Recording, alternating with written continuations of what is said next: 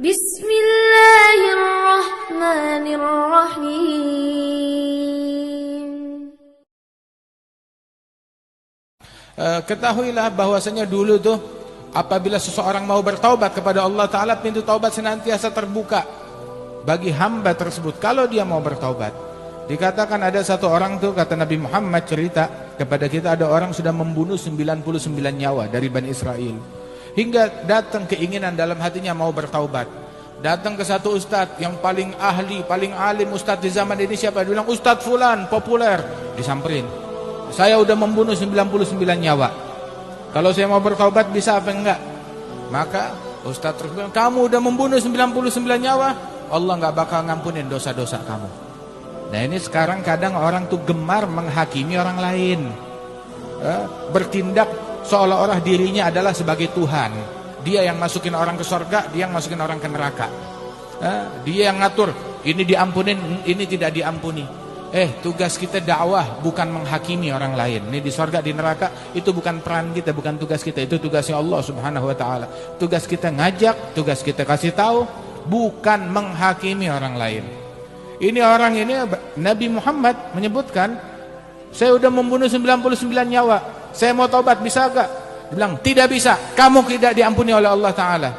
Maka orang itu, si penjahat ini, dia marah. Ngelihat ustadz kayak begini, ya udah dah, kalau emang gak diampuni oleh Allah, saya lengkapin 100, dibunuh ustadznya. Lengkap 100 sudah. Hingga akhirnya timbul lagi setelah sekian lama, timbul keinginan mau bertaubat. Kali ini siapa yang paling alim di negeri ini?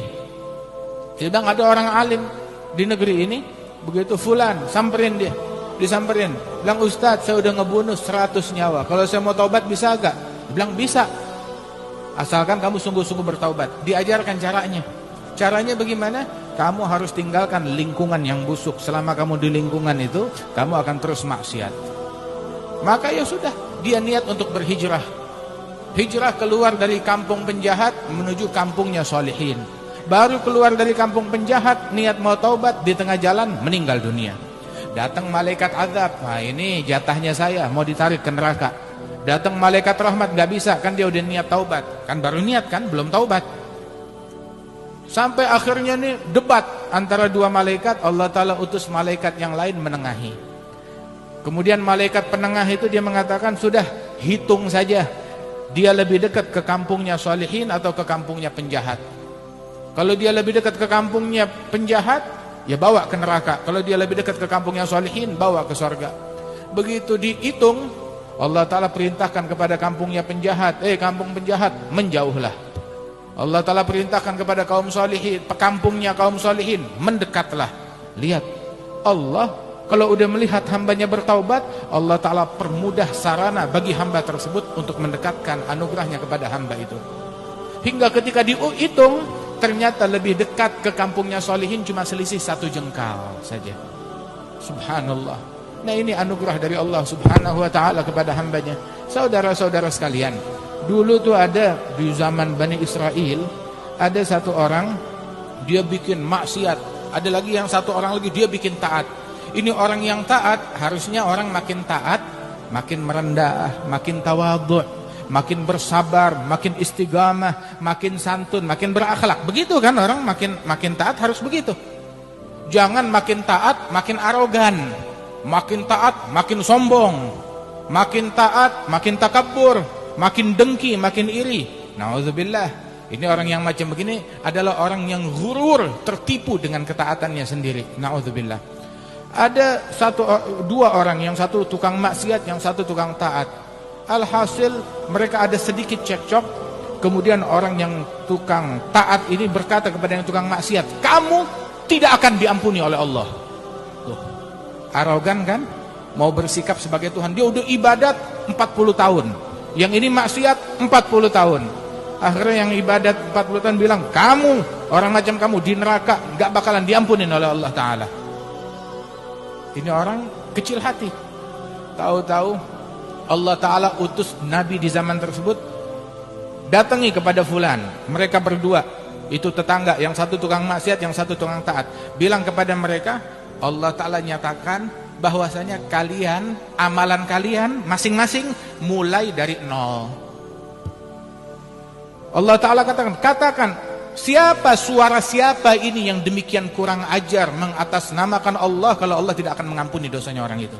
Katakan kepada mereka berdua bahwasanya masing-masing mulai dari nol. Yang taat, ketaatannya hangus, suruh mulai dari nol lagi. Yang maksiat, saya bikin dosa-dosanya, saya hapuskan. Mau apa? Suruh mulai dari nol, suruh dia taat kepada Allah Subhanahu wa Ta'ala. Sebab kita hidup di dunia ini adalah wilayah adab kepada Allah Jalla Jalaluhu Ta'ala Ta'azamatuh. Ketahuilah bahwasanya perbanyak istighfar, taubat kepada Allah Subhanahu wa Ta'ala dari hal-hal yang tidak baik, dari hal-hal yang tidak benar.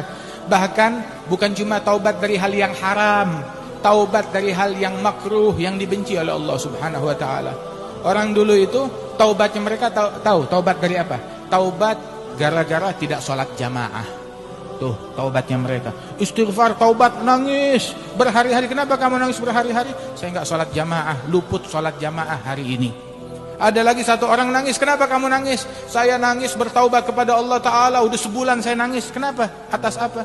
Gara-gara tidak bangun malam. Satu kali luput tahajud bangun malam. Bukan atas hal yang haram. Di antara para kaum salihin, Al-Imam Abdullah bin Husain bin Tahir wa katsir min salafina, itu mereka mengatakan, sejak saya berusia 17 tahun, ma fa'altu makruh wala hamamtu bi fi'il makruh. Saya enggak pernah mengerjakan perbuatan yang makruh, bahkan niat untuk ngerjain perbuatan makruh enggak terlintas di pikiran saya, apalagi hal yang diharamkan oleh Allah Subhanahu wa Ta'ala. Kehebatan tuh di sini bukan dinilai dari banyaknya harta, bukan dinilai dari banyaknya tahta, bukan dinilai dari kekuasaan ataupun uang, bukan di situ kemuliaan, bukan juga dinilai dari banyaknya pengikut, tapi kemuliaan itu dinilai sejauh mana istiqamah dia kepada Allah Subhanahu wa Ta'ala. Dia ninggalkan yang makruh, apalagi hal yang diharamkan oleh Allah Jalla Jalaluhu Ta'ala Ta'azamatuh.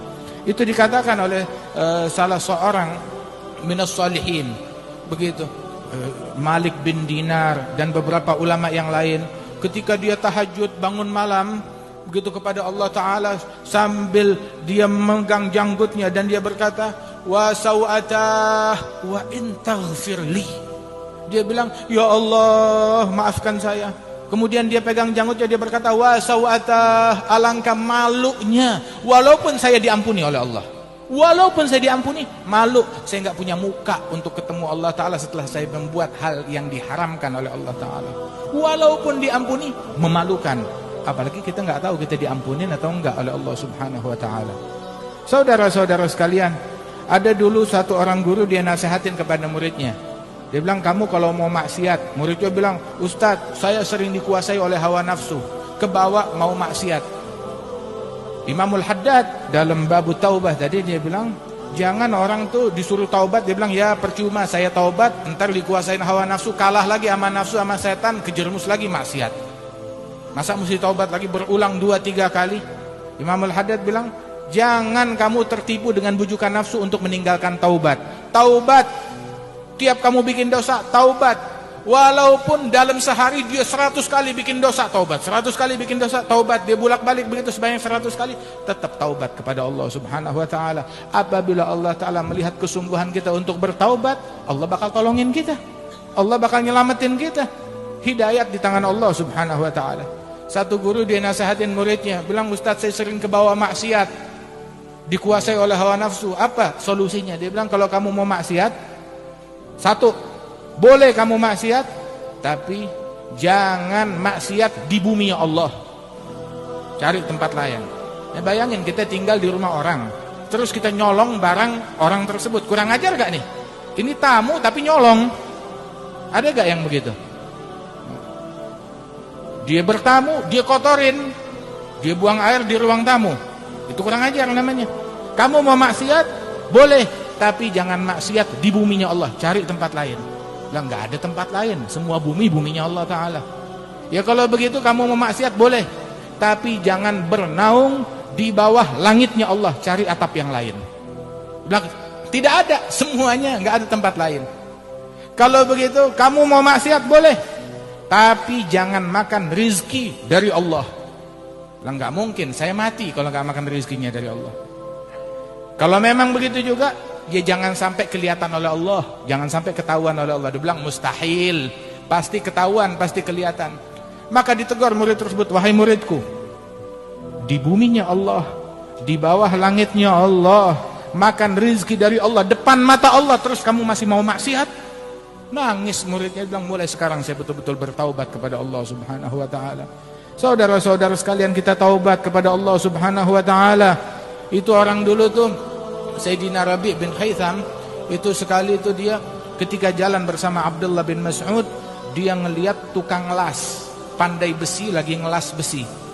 Maka ketika dia lihat begitu, api menyala, dia ingat neraka dan ingat dosa-dosa dia, langsung pingsan. Dibangunkan, ketika pingsan disadarkan di pasar, nggak sadar-sadar, sampai digotong oleh Abdullah bin Mas'ud. Digotong oleh Abdullah bin Mas'ud ke rumahnya, ditungguin sampai kelewatan. Salat zuhur lewat, asar masih belum sadar, maghrib masih belum sadar, baru sadar di jam yang sama hari berikutnya. Takut kepada Allah subhanahu wa ta'ala.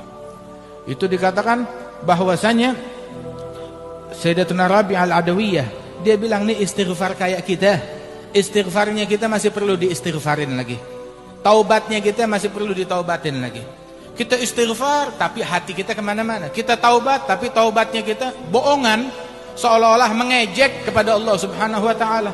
Tapi taubatlah kepada Allah ta'ala, istighfarlah kepada Allah subhanahu wa ta'ala dari hal-hal yang dibenci, yang dimurkai oleh Allah ta'ala. Dulu tuh Imam Syafi'i ngajak muridnya Ahmad bin Hanbal, yuk kita ziarah. Ziarah ke siapa? Ada satu orang soleh, Syaibah al-Ghulam. Kita ziarah kepada beliau. Ketika ziarah kepada beliau, Imam Syafi'i bilang, tanya kepada beliau, ini orang soleh, Allah ta'ala ilhamkan hikmah keluar dari mulutnya. Dia bilang, wahai imam, saya mau nanya. Kamu mau nanya apa? Saya mau nanya, zakat, bagaimana cara ngeluarin zakat? Berapa yang wajib dikeluarkan zakat? Maka Syaibah al-Ghulam dia bilang, kamu nanya fatwa ini, mau saya fatwakan atas madhab kamu atau madhab saya? Bilang, emang ada dua madhab? Bilang, nggak ada. Madhab kita bagaimana? Kalau madhabnya kamu zakat 2,5%, zakatnya tanaman ada yang 10%, ada yang 5%, begitu. Ada lagi zakatnya hewan, ada zakat ini, zakat itu. Dijelaskan, itu madhabnya kamu. Kalau madhabnya engkau wahai Syaibah apa? Kalau madhabnya saya, madhab saya dalam zakat, al-abdu wa ma malak li sayyidih. Hamba sahaya dan milik aset dia adalah milik Allah. Seorang budak dan asetnya milik majikan. Saya ini hambanya Allah, aset saya milik Allah. Kalau zakat dalam madhab saya, semuanya dikeluarkan 100%. Diam dia, wajib. Terus saya mau tanya, orang kalau misalkan dia sholat, dia lupa dalam sholatnya, ini sholatnya 3 rakaat atau 4 rakaat, bagaimana? Maka dijawab, mau saya jawab dengan madhab kamu atau madhab saya? Oh, ada dua madhab juga, ada dua madhab. Kalau madhabnya kamu orang, maka dia ambil bilangan yang terkecil, itu merupakan yang dia yakin, ya 3 atau 4, yang dia yakin 3, tambahkan 1 rakaat terus sujud sahwi, selesai urusannya. Tapi kalau dalam madhabnya saya, kata Syaibah al-Ghulam, dia lakukan hal tersebut, sujud sahwi, udah salam, terus dia introspeksi diri. Kalau dia hamba yang kurang ajar kepada Allah, galil adab kepada Allah. Kenapa? Di hadapan Allah dia lupa sholatnya berapa, kurang ajar kepada Allah Ta'ala. Dan hal yang semacam ini harus dihukum, dan hukumannya puasa 1 tahun penuh. Itu madhabnya saya. Masya Allah, berapa banyak kita perlu taubat kepada Allah Subhanahu Wa Ta'ala. Mudah-mudahan Allah Ta'ala jaga mata kita dari maksiat, Allah jaga kaum wanita kita dari maksiat, yang pada buka-bukaan aurat, yang pada campur laki perempuan, salaman dengan yang bukan muhrim. Itu haram, diharamkan oleh Allah Subhanahu Wa Ta'ala. Tahu gak? Jangan-jangan musibah tsunami yang terjadi di mana-mana gara-gara dosa kita yang kita buat. Gara-gara kita ngelihat yang haram, berucap yang haram. Waliyadzubillah min